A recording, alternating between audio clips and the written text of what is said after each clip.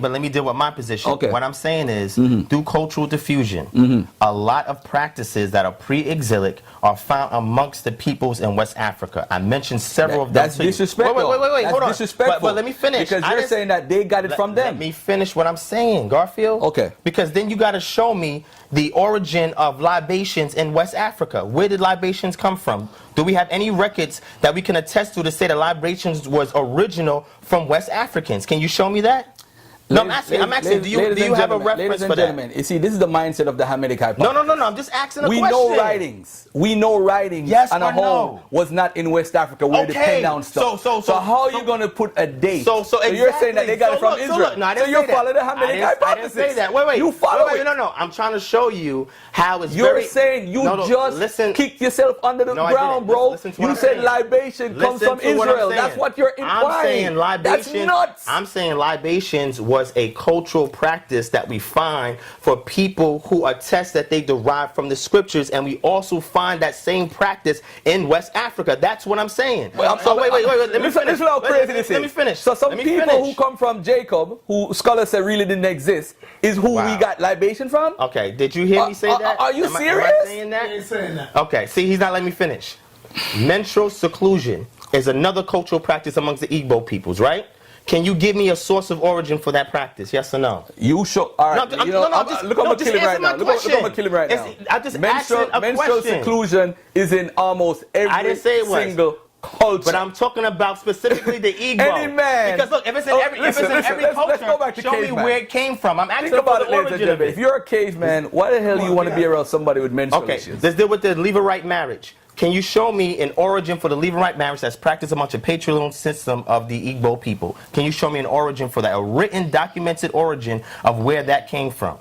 You want me to show you a written document? Yes, if you have it. All right, listen, let me say this to you right now, brother. Do you have it, yes or no? Hold on a second. When was the first example of the Igbo doing this? So he's not, what year? I'm going to I don't know. So why would you say that? Because you know that they didn't write stuff down. Exactly. So your argument, you're playing the dozen. No. You can't prove that they are the origin of a practice. I'm asking where did it come from? Hold on a second. Are you saying that libation comes from Israel? No, I'm saying it was a practice that we have attested before we have any documented writings of the Igbo people. That's what I'm saying. Okay, well, I can't disagree with that. Of course not. Because you had a writing before, but that don't mean that that they had it before. We don't know. That's what I'm saying to you. So you're not saying that. So you're trying to imply that they got it from them, bro. You're seeing slick right now. No, I'm not. We have to reconstruct all of these customs and cultural practices to see the origins of these practices. If there was cultural diffusion that was responsible for it getting to a certain region,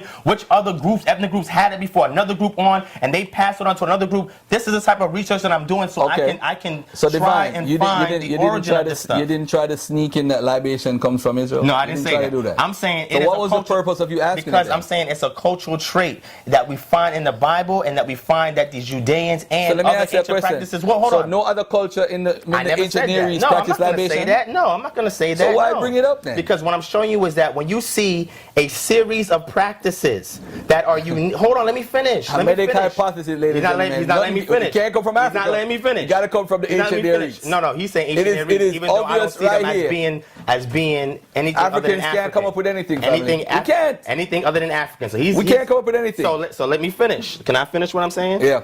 So if there are practice, let me just use you for an example, okay? Name me some hobbies that you like to do. Name me 5 hobbies you like to do. Debate. I like to debate Hebrew Israelites. I like to debate Hebrew Israelites. I like to debate Hebrew Israelites. See, now he's being funny. Seriously. But debating is a hobby. This is a hobby for me. Just give me 5. Me too, because I do community building just like you do. Name 5 hobbies that you do, because I'm trying to show you the point that I'm making. Okay. I like to debate Hebrew Israelites. Right. I like to hang out with Sonetta. Okay. I like to hang out with my children. Well, that's not a hobby. No, it's not a hobby. That's an obligation. I know. And what about food? A favorite food? Aki. Aki's your favorite food, right? What's your hold on? What type of occupation do you have? I work in economics. You work in economics, okay. Field. So if I was to sit here and write down all of these things that you told me and created a profile of Garfield, right? That's unique to you.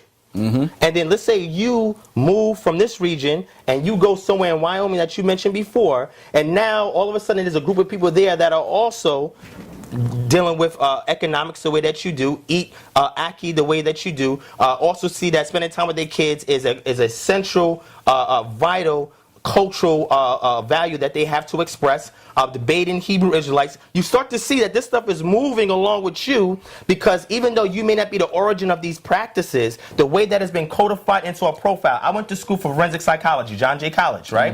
And I learned about forensic psychology. You have to create profiles in order to understand the type of individuals you're dealing with. And profiles is a time capsule to try and figure out where is the root of a lot of these beliefs, these feelings, and these expressions from these criminals come from. And what I'm trying to explain to him is that through cultural diffusion, customs and practices are moving from one group to another group. But I'm saying the way it's codified by one group, and then all of a sudden later on we see another group sharing the same codified method of expressing certain things with some differences. I'm not saying it's exclusive. We're trying to trace the origin, and that is what I'm trying to do with my research. Hence why when I do my lecture on this, I definitely want to get Garfield involved so you can see the amount of information that I have on it, because he's very good at peer reviewing things, whether he agrees with it or not.